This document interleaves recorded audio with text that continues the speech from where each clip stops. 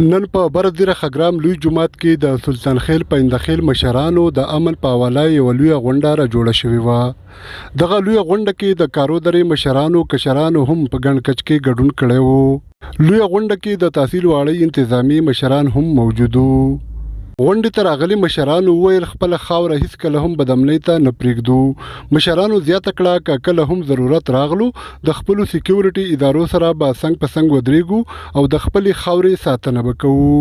دغه غونډې ته راغلي ځینې مشرانو وړاندیزونه هم ورکړل. هغوی په خپلو خبرو کې په دغه خبره زور ورکړو چې یو بل له به د رورۍ او اتفاق لاس ورکوو او په هیڅ ډول به شرخوښې خپلې خاورې ته نه پرېږدو. غونډه کې په روان باس مشرانو په دغه خبره هم اتفاق وکړو چې مشکوک خلک به په خپلو سیمو کې نه پرېږدو. جاوید ملنگ، سونو پختونخوا، بردیر واړی.